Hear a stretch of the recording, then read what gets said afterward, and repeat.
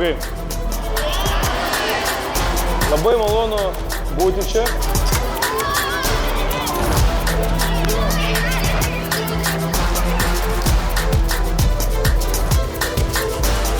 Kai augau, aš kai buvau jūsų amžius, aš buvau niekom neišsiskiriantis berniukas. Jeigu bet kurį iš jūsų čia paėmus, turbūt buvau lygiai toks pat.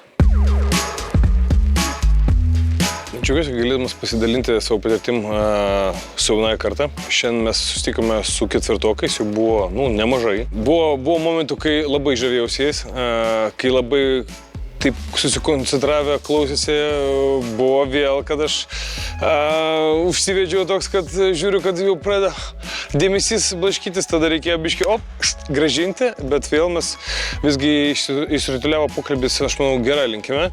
Kaip mėgstu pažymėti, kad jeigu iš vieno susitikimo iš 100-200 žmonių bent vienas išgirsta ir vienas savo kažkokią sėklą pasėja į galvą, tai jau, reiškia, mes atvažiavom ir pasidalinom ne veltui.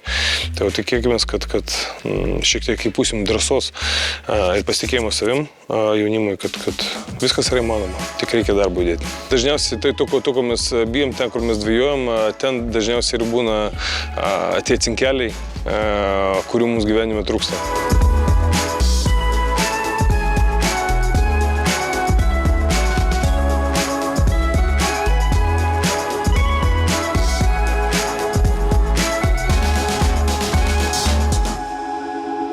Noriu, kad atkreiptumėt dėmesį, dabar išklausytumėt. Vėl aš buvau pametęs motyvaciją.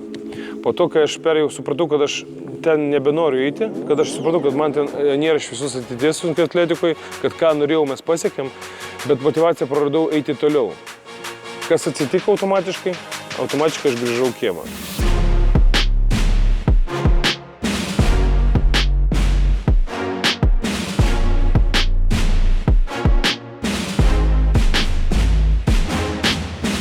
Jeigu mes turim bokso pirštinės, čia yra minkščiausia vieta. Reiškia, gynyba būna čia. Jeigu pas mus yra mama pirštinės arba pirštinių nėra, mes va tokį darom lankelį, nes minkščiausia vieta yra delnas. Mes čia ginamės.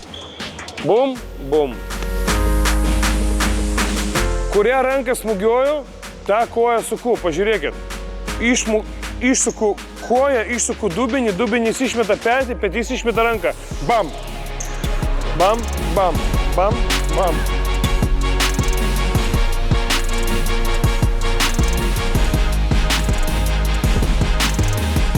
Lengviausia yra kaltinti kitus, ieškoti pasiteisinimo.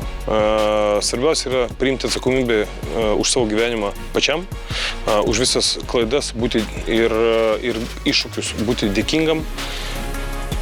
Kiekvieną dieną tobulėti, eiti į priekį, nenuleisti rankų ir viskas bus. Anksčiau ir vėliau bus.